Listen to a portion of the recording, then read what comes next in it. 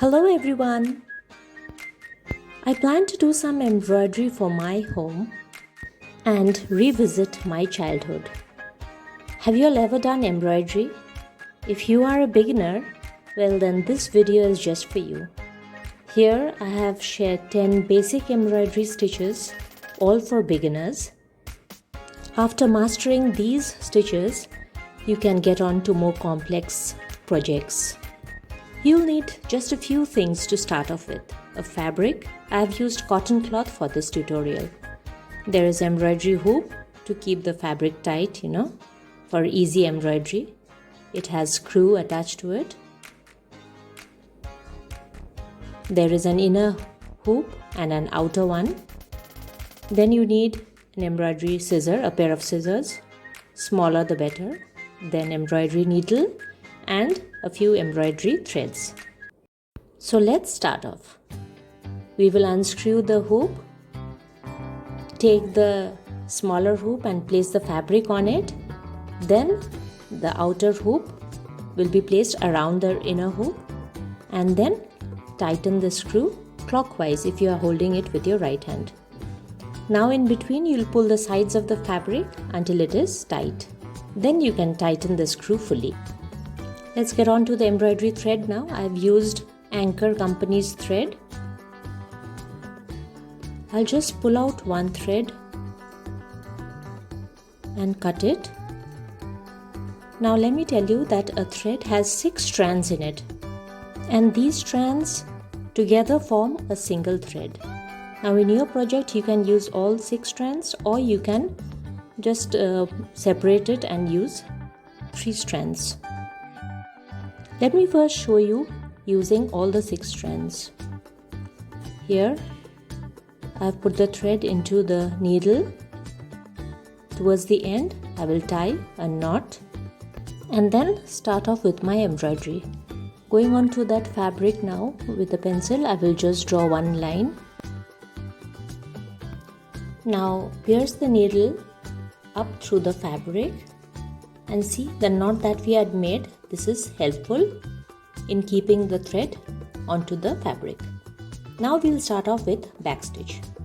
Once we have taken the needle out, we will move one stitch forward by pushing the needle back down again.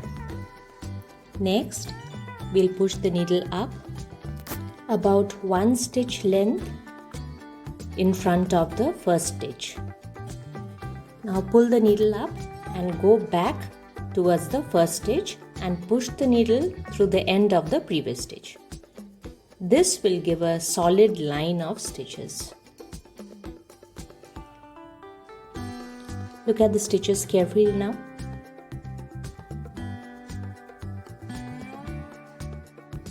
Backstitch is best for outlining.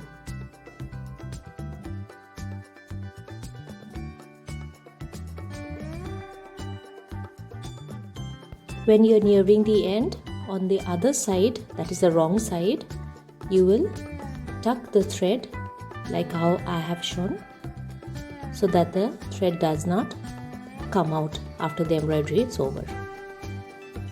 Take a closer look at it. This is how you will tuck it. So I have shown the backstitch using the 6 strands. Now for the next stage, I am going to use 3 strands of the thread. So very gently I am going to pull out 3 strands. Can you see the 3 strands? Yes, now I am going to start off with a stitch. This is a stem stitch. For this, first we'll make a regular stitch. Now next I'll push the needle up again next to the same stitch, maybe halfway. Can you see that?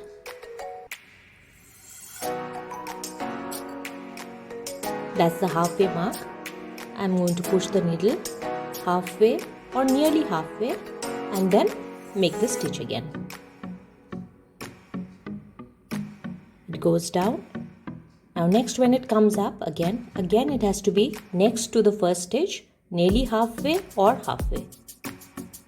Up it comes, again it goes down. So in this way we can continue to make the stem stitch.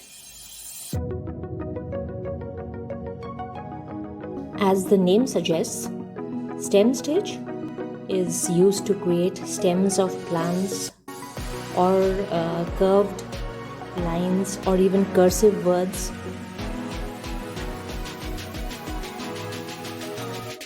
Now I'll draw the line for the third kind of stitch. Just a single line.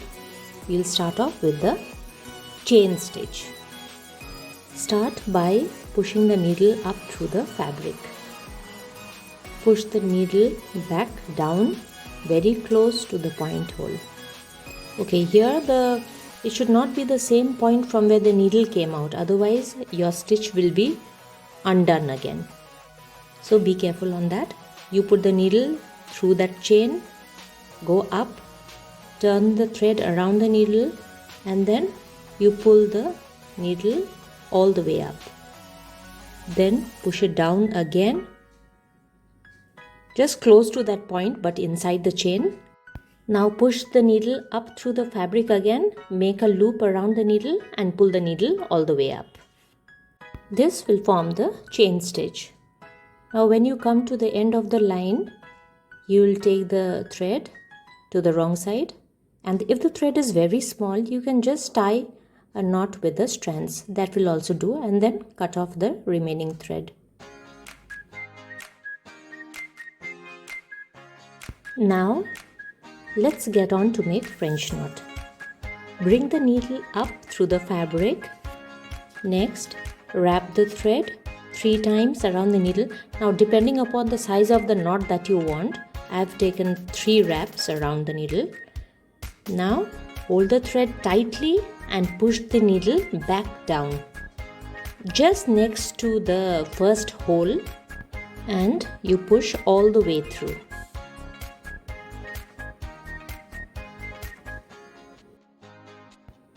Now your French knot is ready. Have a closer look.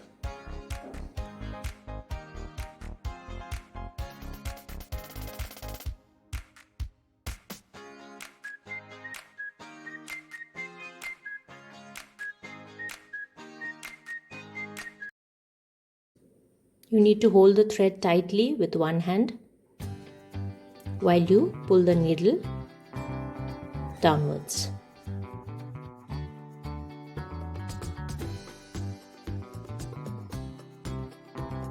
Wrapping the thread 3 times around the needle, holding the thread tight and pushing the needle back down just next to the first hole and pushing it all the way through. Another French knot.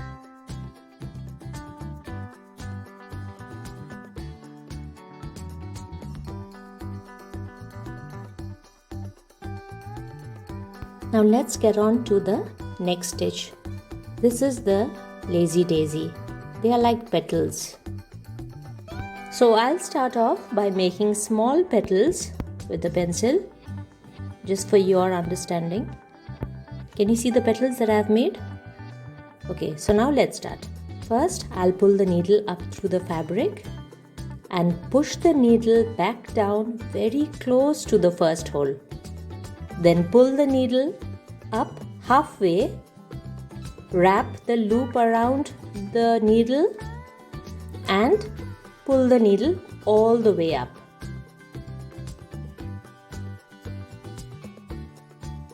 Okay, then in the end, you'll push the needle down over the other side of the loop until a small stitch is there to secure the loop.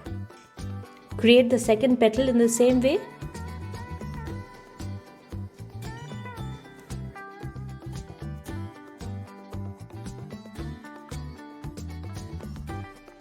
Pull the needle up through the fabric, push the needle back down very close to that first hole and pull the needle upward halfway, put a loop around it and pull it up.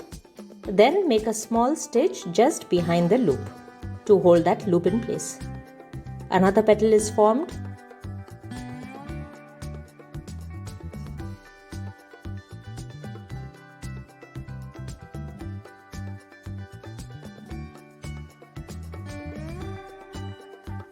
Now this is the final petal.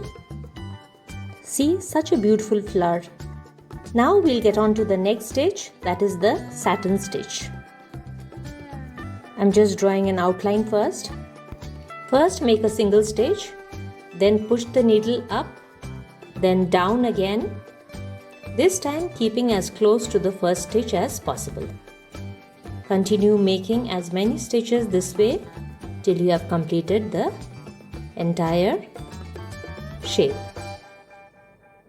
See, I'm putting it down. Again, I'm taking it out from the other end, but I'm keeping it very close to the previous stitch. It is very close to it, as close as possible.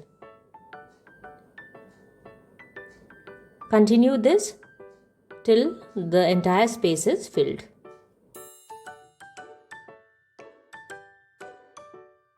Now we are going to use the same satin stitch to fill a flower. As I have told earlier, satin stitch is used to fill different shapes. It can be a square, a flower, a circle, any kind of shape. It is done by side embroidery. So let me explain it to you once again. First you made a single stitch. Next you push the needle up and then down again, this time keeping as close to the first stitch. Continue making as many stitches this way till you have completed the entire flower.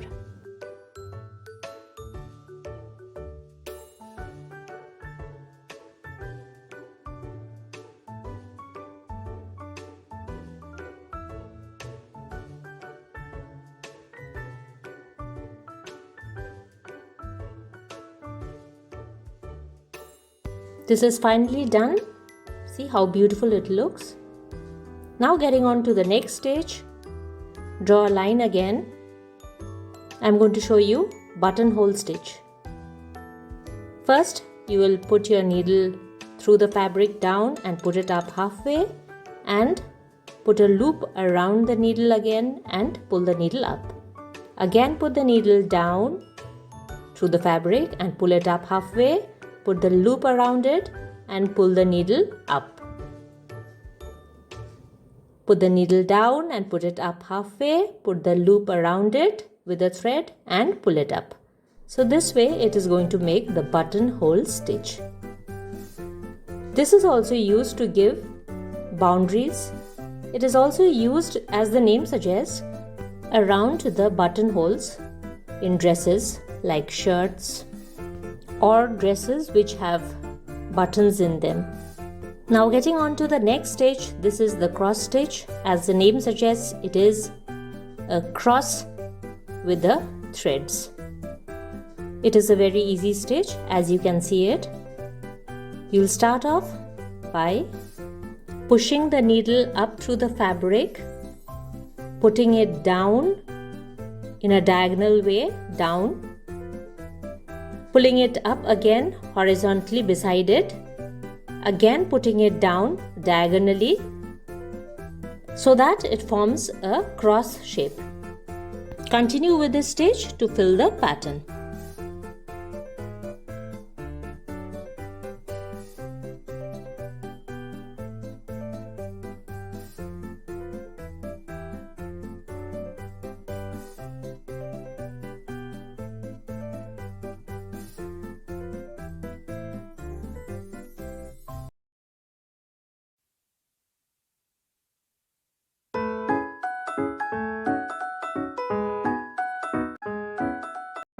Now let us begin with the run stitch. This is a very easy stitch.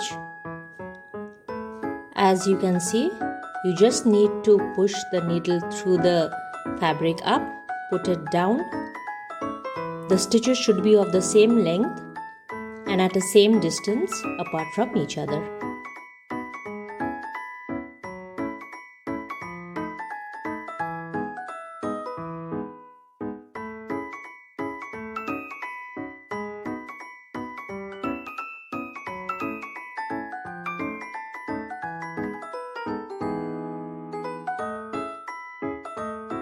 Now we will make the beautiful woven wheel. Begin by first pushing the needle up through the fabric to create our first stitch. Next, push the needle up through the fabric again and down the fabric just next to the first hole. Continue to create stitches in this way till 5 points of the star is made. When the 5 stitches are made, then we can continue to embroider the woven wheel. Now let's start.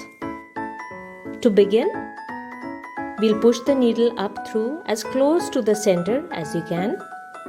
Moving clockwise, begin weaving the needle over and under alternately between each stitch. That is above the first stitch, under the second stitch, over the third stitch, under the fourth stitch, and finally over the fifth stitch. This is the first round. Continue alternate stitches. Like if you have done under in the first case, in the second round it will be over in that case. Keep going over and under, round and round until the 5-pointed star is completely covered. Here in all these stitches I have been using the 3 strands of the thread. Now continue doing this until the pointed stitches are no longer to be seen, and then just tuck the thread underneath one of the floral design. Here I am making another lazy daisy stitch with the same color thread. I have told you how to make lazy daisy earlier. Here I have kept the petals close to each other, and in the center of this lazy daisy flower I am putting a French knot. I have shown the instruction for French knot earlier.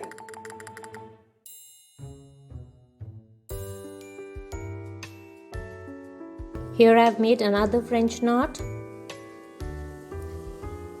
I have shown earlier with the 3 turns into the needle. The French knot is made here as well to make another flower.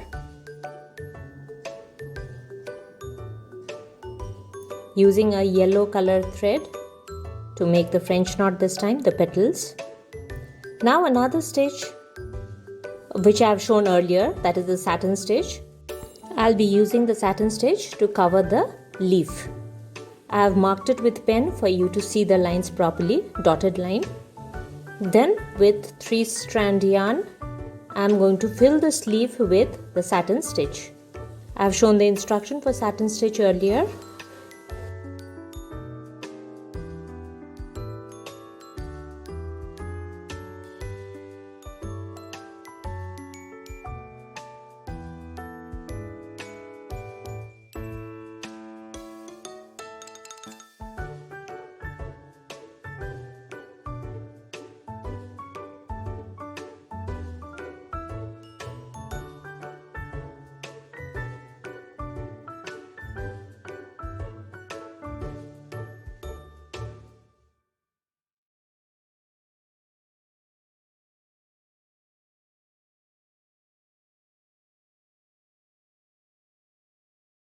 And now finally the leaf is completely covered with the satin stitch. Now let's go on to make some run stitch. I have shown earlier how the run stitch is done. You will do it the same way. The famous Katha stitch of Bengal is actually this run stitch.